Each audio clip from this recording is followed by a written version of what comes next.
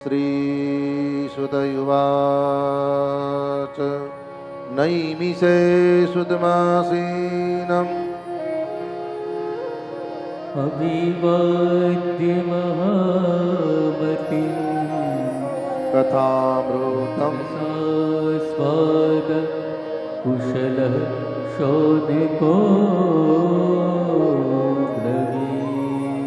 एक बारनो समय से महाराज अनेक महापुरुषों प्रयाण करता करता वैष्णव भगवान ब्रह्माजी ना निकट में गया અને બ્રહ્માજીને વંદન કરીને કહ્યું છે, કૃપાનાથ, પ્રયત્ન કરવા છતાં પણ ભગવદ ભજનને ભગવત શરણાગતિ પ્રાપ્ત થતી નથી. પ્રભુ, એવું કોઈક દિવ્ય ક્ષેત્ર બતાવો જે ક્ષેત્રમાં જઈ મન બુદ્ધિ ઇન્દ્રિયો ભગવાન ચરણે સમર્પિત થાય. અને એ જ સમયે બ્રહ્માજીએ પોતાનું મનસ્ચક્ર છોડ્યું છે અને એ મનસ્ચક્ર પ્રયાણ કરતા કરતા લખનૌથી થોડુંક નિકટ નૈમિષારણ્ય ક્ષેત્ર 125 કિલોમીટર થાય.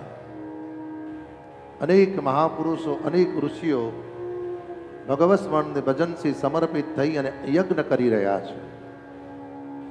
એ બ્રહ્માજીનું મનસ્ચક્ર પ્રયાણ કરતા કરતા વૈષ્ણવો નૈમિક ક્ષેત્રમાં આવ્યું.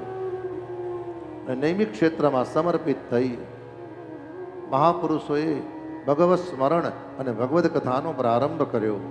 અને એટલી જ વારમાં જ્યાં સુતજી પધાર્યા છે અને કહ્યું ને, શ્રી સુતયુવાચ અજ્ઞાન વિદ્વંસ કોટિ સૂર્ય સમપ્રભ સુતાખ્યાયી કથા સારમ મમ કર્ણરસાયનમ ભક્તિ જ્ઞાન વિરાગ્યાપ્તો વિવેકો વર્ધતે મહાન માયા મોહ નિરાસશ્ચ વૈષ્ણવે ક્રિયતે કથમ.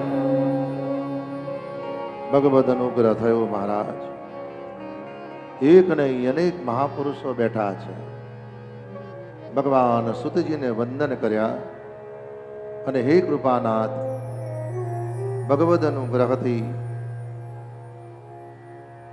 જીવાત્માનું કલ્યાણ કરવા માટે એવું દિવ્ય સ્થાન અને દિવ્ય જ્ઞાન આપો કે જેના થકી જીવાત્માના મનબુદ્ધિ ઇન્દ્રિયોમાંથી અંધકારમાંથી મુક્ત થાય અને ભગવત ચરણની પ્રાપ્તિ થાય મહારાજ. અને એ જ સમયે ભગવદ અનુગ્રહથી ભગવાન સુખદેવજી મંગલ કથા કરે છે.